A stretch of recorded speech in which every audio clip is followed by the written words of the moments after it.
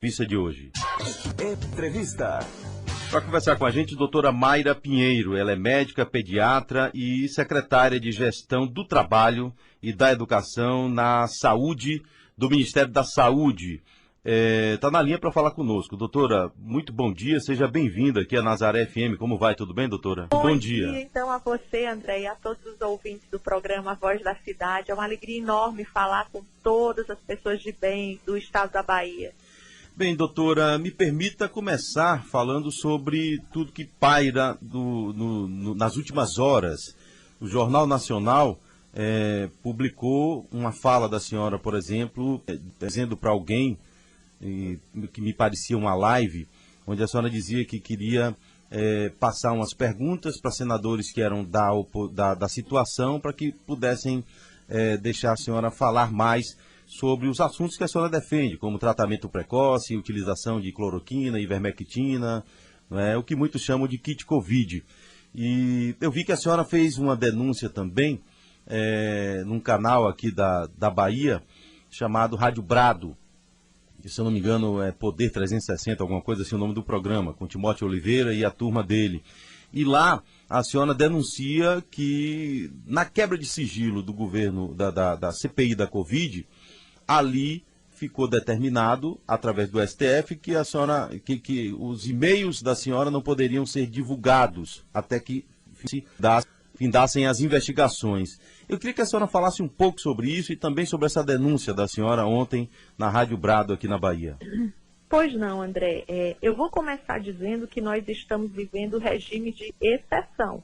A gente tem algumas instâncias da sociedade brasileira, como o legislativo, o judiciário e uma imprensa militante, toda a imprensa, que estão prestando um desserviço ao país e tentando perseguir pessoas de bem que estão fazendo seu trabalho com um único intento: desqualificar o governo Bolsonaro, impedir o prosseguimento do exercício do mandato de um presidente legitimamente eleito.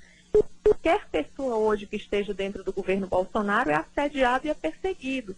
Isso está representado do que eu venho passando nessa CPI. Eu fui lá prestar o meu papel, desejei esclarecimentos à população brasileira e aos senadores da República, pedido de falar, daí porque a ideia de me preparar antes da CPI e tentar pedir ajuda para que os senadores pudessem fazer perguntas que me ajudassem a esclarecer a população.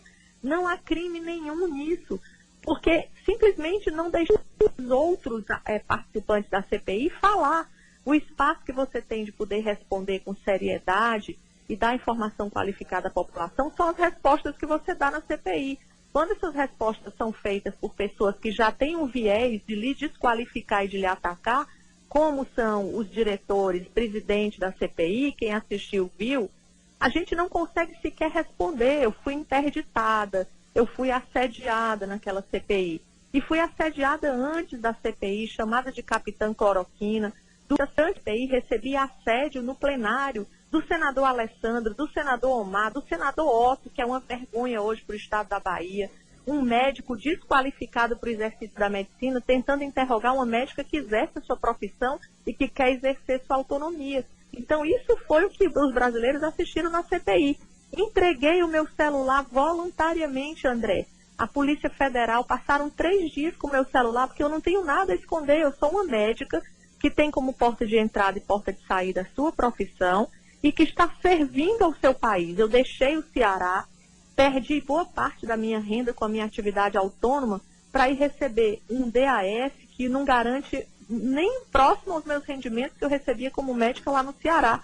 Mas eu vejo isso como uma missão: servir ao meu país, ajudar o Ministério da Saúde a requalificar o sujeito que quer, que leve dignidade e esperança para os brasileiros. Mas as pessoas que fazem oposição aos técnicos do Ministério da Saúde, a quem está fazendo seu trabalho, elas, na verdade, querem que o Brasil continue da mesma forma que nós encontramos, um país assolado pela corrupção, pela remessa de dinheiro público, ditaduras, para que a gente possa patrocinar regimes de exceção, não só no Brasil, mas na América Latina e em boa parte do mundo. Então, o que eu estou pleiteando hoje ao STF, através do meu advogado, o doutor Djalma Pinto, é que seja cumprido uma ação cautelar que foi dada pelo ministro Lewandowski, que diz que você pode sim quebrar o sigilo telefônico, telemático das pessoas que estão lá na CPI como depoentes, mas você não pode fazer a divulgação disso como os senadores da CPI, comandados pelo presidente da CPI, estão fazendo com pessoas dessas, mandando para a Rede Globo, para o G1, para o Intercept, informações que não comprometem, André, não é só a minha vida, não. É que, por exemplo, nessa live que foi divulgada, eu estou com um pesquisador famoso, um estatístico, que discutia interpretação de artigos científicos comigo, e essa pessoa passa a ser prejudicada, passa a ser perseguida também. Então, eles criam uma cadeia de ódio sobre pessoas que são técnicos e que estavam conversando comigo tecnicamente. É preciso que a população brasileira entenda o que está acontecendo nesse país não é normalidade. São pessoas desqualificadas, já com inúmeros processos por crimes cometidos, que vão desde a pedofilia, peculato, improbidade administrativa, uso de recursos públicos para a prática de corrupção, perseguindo e tentando desqualificar gente que não responde a nenhum processo. Isso é o que a gente está vivendo hoje no Brasil, do governo Bolsonaro. Agora, doutora Mayra, o Ministério da Saúde emitiu uma nota de maneira contrária à utilização da cloroquina, ivermectina e medicamentos que possam ser utilizados de maneira precoce. Eu, aqui na Bahia, sou o único que defendo a utilização da ivermectina para evitar o agravamento da doença. Eu não sou médico, sou profissional do rádio, mas já entrevistei aqui quase uma centena de médicos que são defensores da utilização da ivermectina, por exemplo. Aí eu pergunto à senhora, com essa nota emitida pelo Ministério, a senhora ainda continua em defesa da utilização desses medicamentos no combate à Covid? E aproveito também para estender minha pergunta relacionada a essa situação de muitas pessoas estarem sendo demonizadas justamente pelo fato de defenderem para que seja evitada a pessoa ter o agravamento da doença. Não entra na minha cabeça, por exemplo, doutora, ter medicamento para a pessoa que está entubado na UTI para fazer com que aquela pessoa se recupere e saia do estado de UTI, mas não ter medicamento que evite que a pessoa chegue ao estado de UTI. Eu queria ouvir um pouco a senhora sobre isso. André, eu adorei a sua pergunta, porque ela é extremamente esclarecedora. Você é um formador de opinião, você é uma pessoa que tem acesso a conhecimento, e ainda assim, essa narrativa mentirosa de que o Ministério da Saúde se posicionou contrário aos medicamentos que estão lá sendo usados de forma reposicionada no tratamento precoce, chegou a você e você não entendeu. Então, é preciso que a gente deixe bem claro, usando o seu programa como um canal de informação qualificada, o Ministério da Saúde não emitiu nenhuma nota dizendo que o tratamento com medicamentos reposicionados, que a gente chama hoje de forma generalizada de tratamento precoce para a Covid, que ele não funciona. O documento que foi divulgado de forma leviana pela imprensa é um documento da Comissão Nacional de Incorporação de Novas Tecnologias, da CONITEC, e se refere ao uso desses medicamentos na fase hospitalar, ou seja, para pacientes internados. Para isso aí, a sociedade médica, os médicos brasileiros, as instituições que têm compromisso com a verdade, já disseram há muito tempo, não adianta usar esses medicamentos quando o doente já é grave, quando ele está internado, quando ele já tem risco de morrer.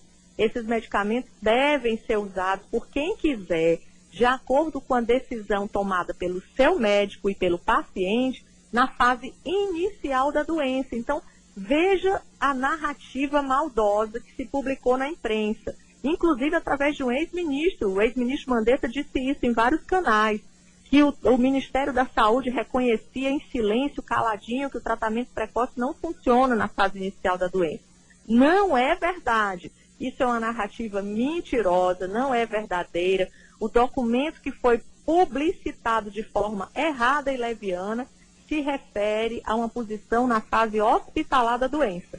Então, nos ajude a divulgar essa inverdade em respeito às vidas que os médicos brasileiros precisam continuar salvando. Bem, conversando com a gente, doutora Mayra Pinheiro, médica pediatra e secretária de Gestão do Trabalho e da Educação na Saúde do Ministério da Saúde.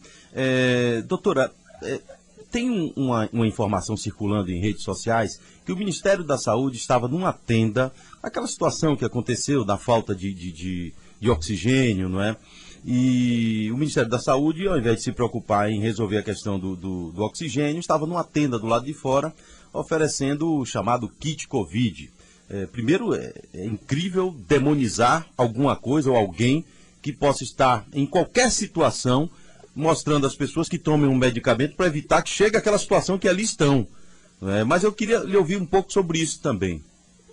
Isso é outra mentira, André. O Ministério da Saúde ele não tem ações de distribuição de medicamentos em nenhum estado. O Ministério da Saúde nunca armou tendas.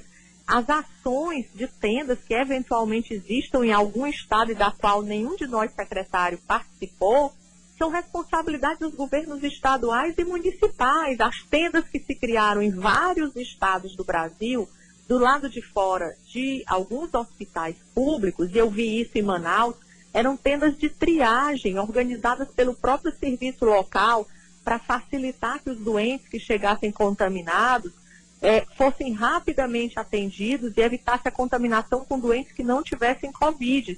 Ministério da Saúde é outra falácia, outra mentira dessa imprensa que presta um desserviço, porque eles constroem uma narrativa a partir de uma foto, de uma informação deturpada e contam uma narrativa ao país que é mentirosa. Nós nunca fizemos tenda e quem vem divulgando isso vai ter que provar. A gente nunca distribuiu kit Covid em tenda alguma, nem eu, nem nenhum secretário do Ministério da Saúde. Então essa informação não é verdadeira.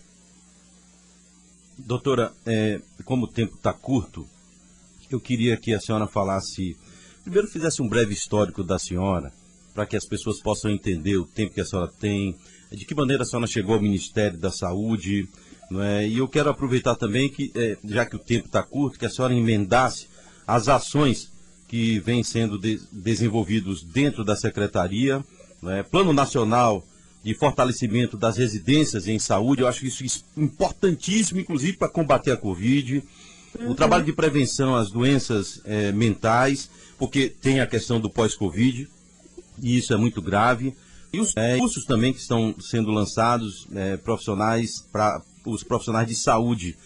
Fique à vontade, por favor, doutora. Pois não, André. Nossa secretaria, ela cuida de um bem extremamente precioso, que são os recursos humanos do SUS. Nós formamos, qualificamos, treinamos os profissionais de saúde das 14 categorias do SUS, desde os agentes de saúde, que são importantíssimos, até os médicos, enfermeiros, fisioterapeutas, nutricionistas. A formação dessas pessoas, depois de formados, em termos de qualificação para atuação no SUS, é toda feita pela CEGED.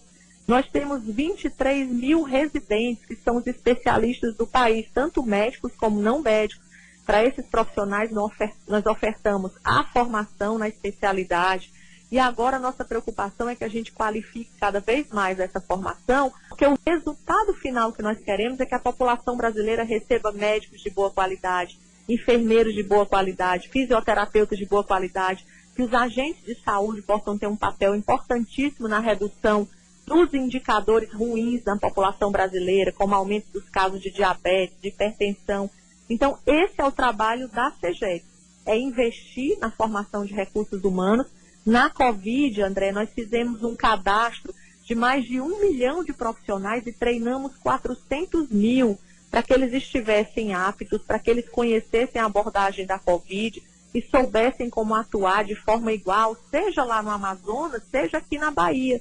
Então, esse é um trabalho primordial, mas para você ver como tem sido difícil a gente atuar tecnicamente, eu sou professora universitária, sou médica, tenho 30 anos de formar, tenho formação em medicina do trabalho, em pediatria, fiz mestrado em ciências na USP, estou concluindo um doutorado em bioética na Universidade do Porto, mas ainda assim você é reduzida a uma caricatura de capitã cloroquina, porque você exerce a sua autonomia médica e o nosso trabalho à frente da Secretaria do Ministério da Saúde, que teve uma atuação importante na pandemia, que foi cuidar inclusive de um tema que você falou, que é extremamente precioso para nós, que é a saúde mental dos brasileiros, ele foi colocado num plano inferior. E, no entanto, uma das principais consequências da Covid são os agravos à saúde mental, não são só dos brasileiros, não, é da população mundial. A gente, durante a pandemia, viveu tempos de medo, de ansiedade, de depressão, de perda das nossas remunerações financeiras, que causa danos importantíssimos, que a gente perde poder de compra, inclusive para o alimento. A gente foi privado do nosso lazer. E hoje o Brasil e o mundo constatam um aumento dos casos de depressão, de ansiedade, inclusive de suicídio e automutilação. E eu sou coordenadora nacional da política de prevenção dessas duas morbidades ruins.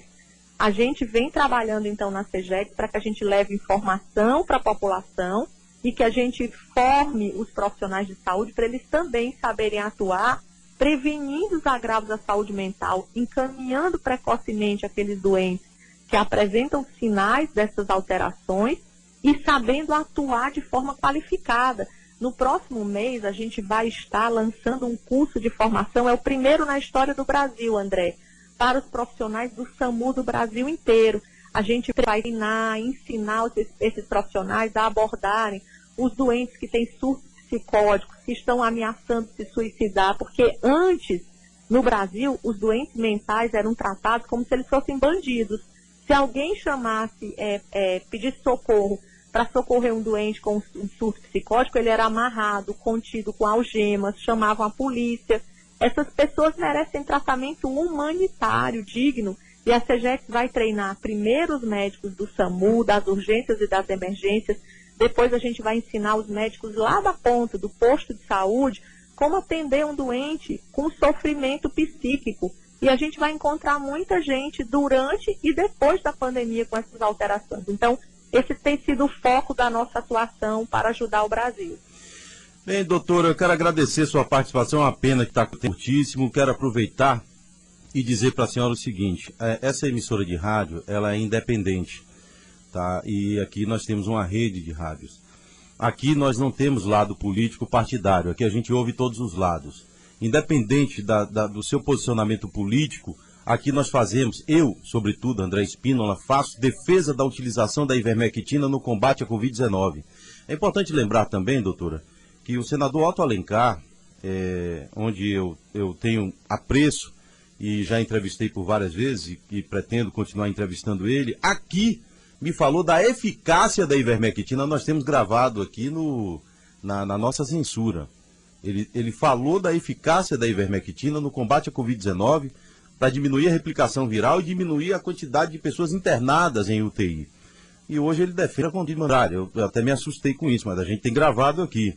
E eu quero dizer para a senhora que esse espaço aqui, ele é aberto para qualquer político do nosso país. Se Lula quiser falar aqui, ele vai falar. Se Bolsonaro quiser falar aqui, vai falar também. Aliás, já entrevistei os dois.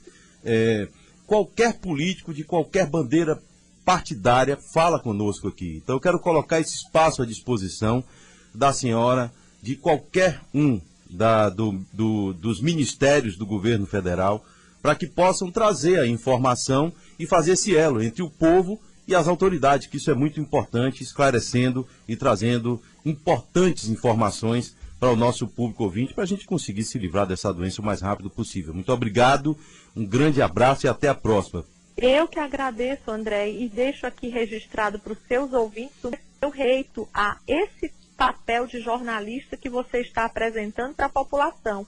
É a imprensa que tem que prestar um serviço de esclarecimento, sem parcial, e agir com honestidade na informação que transmite. Então, parabéns pela sua atuação, receba o meu respeito e gratidão pelo espaço oferecido. Um grande abraço, doutora, obrigado, viu? Tudo de bom. André, bom dia aos seus ouvintes. Tá aí, doutora Mayra